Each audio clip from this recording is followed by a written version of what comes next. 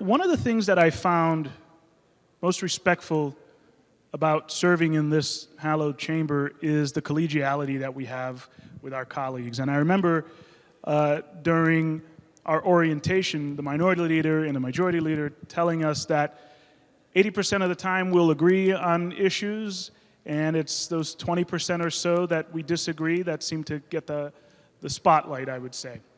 And in the committee process, we work hand in hand together. I happen to sit right next to someone from the other caucus, and we're friends.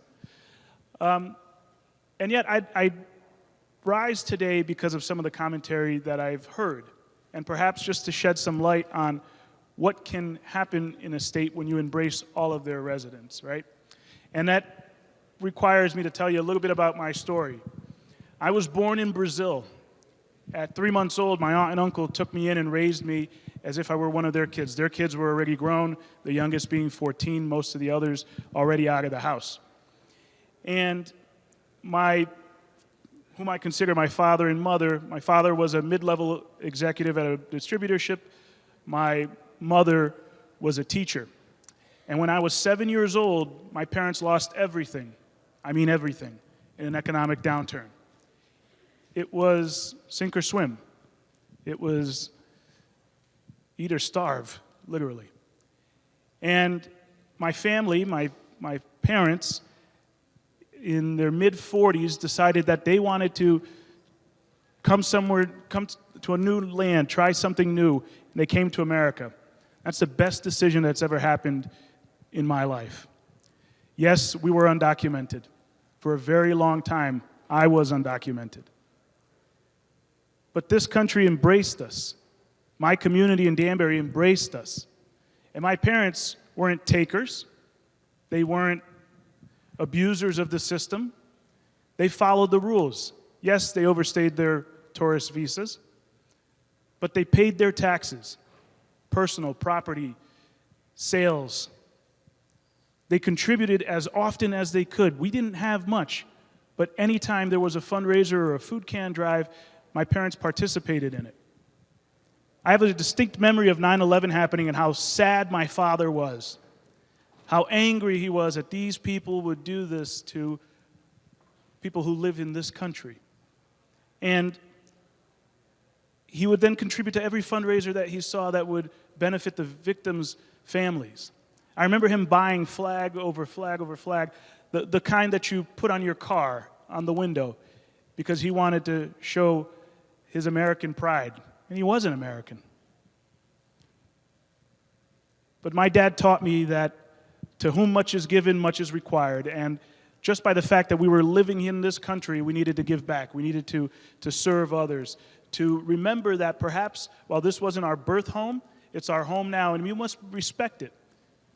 And my parents made that choice in their mid-40s, never speaking the language, living in a place they didn't know, a culture that wasn't theirs, trying to assimilate as much as they could. Their story is a story of a majority of immigrants in this state. A majority of people who live here, who are undocumented, are doing exactly this. They're the people that you see at the drive-thru at the coffee shop. They're the people that are working at the dry cleaners. They're the people that are picking up your silverware at the restaurant. And then the generations that follow after that go on to more and better things. I don't know if I'm the first, but I'm pretty sure I'm the only right now formerly undocumented immigrant to serve in this legislature.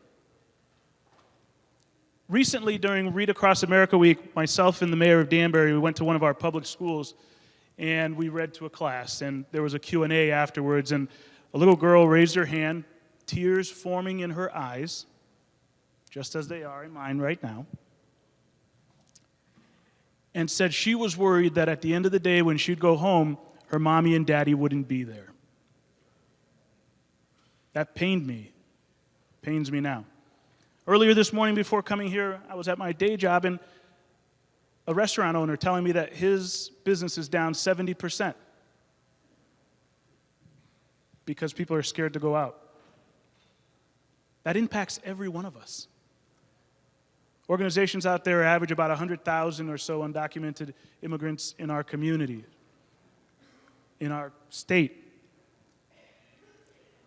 And 1 in 6 of the jobs in Connecticut are done by immigrants.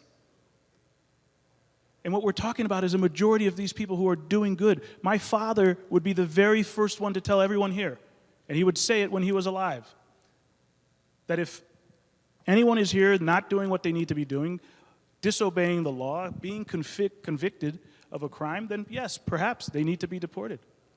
And I would agree with that 100%. But most people are just like my parents, paying their taxes, going about their daily lives, contributing. My parents paid into Social Security and everything else, and yet they were never able to claim any of it. They weren't takers. My father died at 68 years old, never claiming $1 in Social Security that he contributed to this nation.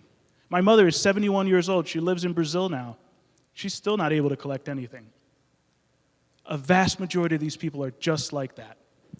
And I think it's important that we keep that into perspective when we're talking about this exact bill. That there aren't a vast number of immigrants that are a menace to our communities. That we are good people.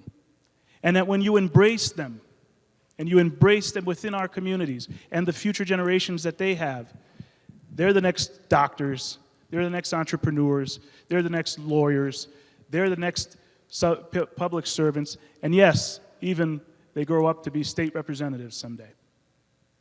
And so I urge my colleagues to have some compassion. I urge my colleagues to understand what has been said here. Due process is important. In fact, it was the late Supreme Court Justice Antonin Scalia who said that due process is an alienated right under the Fifth Amendment, even under deportation proceedings. I urge you to have compassion in your heart. Yes, the people who are doing harm in our communities, they don't belong here.